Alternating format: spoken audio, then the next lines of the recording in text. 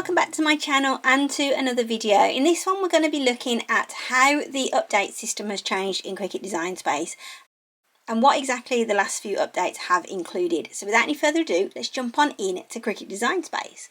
So this is the Discover screen, which is what you're going to get as your landing page when you first open Design Space. Now, beforehand, when you were using Design Space, you might have found that it would all of a sudden just decide it was going to do an update.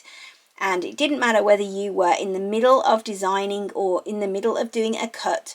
Your Design Space would just tell you it was doing the update and that was it. You didn't get a choice about what happened with that. But now that has changed. I'm going to show you quickly how to see that change and how to actually make an update happen on Design Space. So if you go up to your little bell, you will get all your notifications here. Now I've kept this Design Space update ready so that I could do it within this video. So I've got 5 days ago a notification telling me that there is a new Design Space update ready to be installed. So if I just click on that now, it comes up with this little dialog box which says update available, a new version of Design Space is ready to be installed. Any unsaved changes will be restored after the installation. Whilst it does ask you whether you want to do this update now or later, and it does say that all of the changes will be saved, what I would suggest doing is saving your project before you go to do the update, to just make sure, because it's not always foolproof and it's a good idea just to make sure that you are regularly saving your projects, just to be sure that you don't lose anything, because there's nothing more frustrating than spending ages making a project in Design Space and then it losing the project or losing where your progress is. So definitely save as you are going along. And then it gives me 2 options, so I can either install it now straight away or I can install it on the next launch. So I'm actually going to install it now, so I'm just going to click on install now and it's going to go to this screen. As you can see, I am running beta. There we go, it has now updated to version 8.16.48. If I just double click on there, eventually it should come up. There we go, so it's launching it. It hasn't asked me to sign in or anything as of yet. There we go, I am now in and that is all updated. Let's just quickly see what this notification is. So it does tell me Design Space updated to the latest version just now. It's got this little download icon there. So let's just maximize this screen and come off of the notification.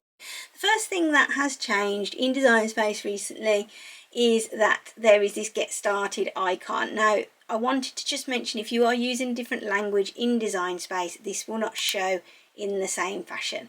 And this is where you can get step-by-step guidance on different projects, what all the different features in Design Space mean, how to use iron-on transfers and all that sort of stuff. Now these are just basically like really short little introduction videos that are going to give you minimal information.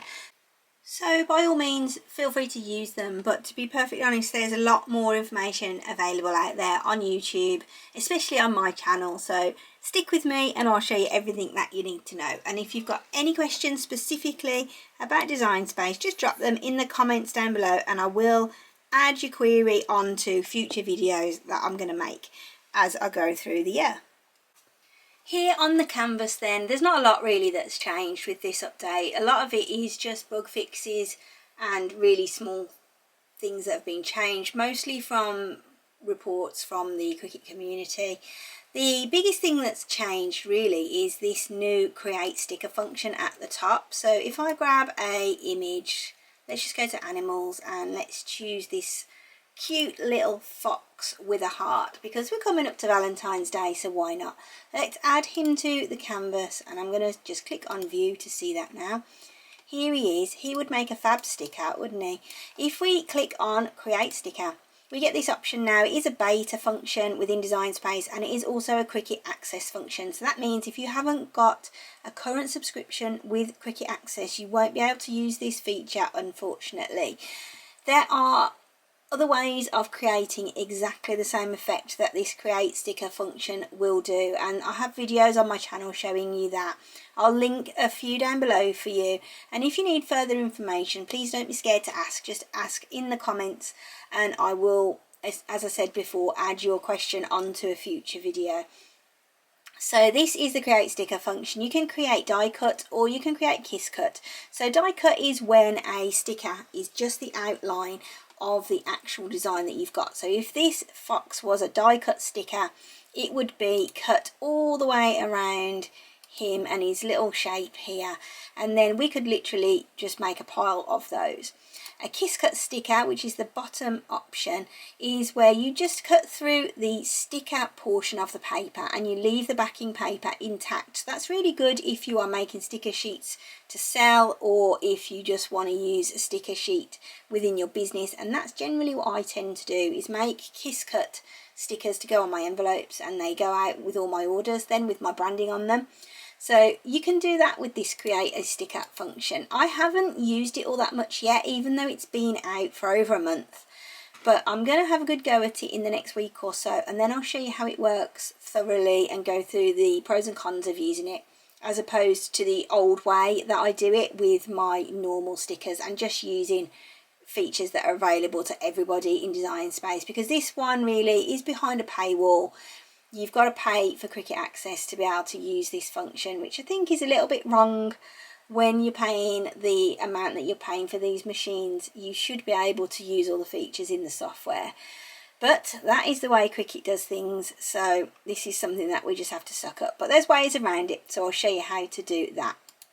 The next thing I was going to share with you, which I thought was pretty good, was that if I were to go to make it now, for a while it was giving me a prompt on the screen to save my project, and it was doing it up until I've just done this last update with you today, and it's not doing that now. I'm going to try it again and see if it does prompt me, but I think that's gone, so I don't know if that's a bug. It must be a bug that has disappeared, because it's definitely still on the release notes for this particular release. I'm going to put the release notes actually on the side here so you can see them. You can see what's new and what has been changed with the bug updates. That's about it really. I think there's not a lot of other stuff to talk about today with this new update.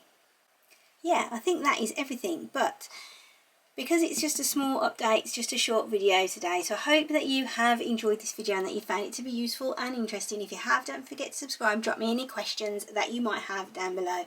I do always try to answer every query that I get, and I'll see you soon for another video. Take care of yourselves. Bye!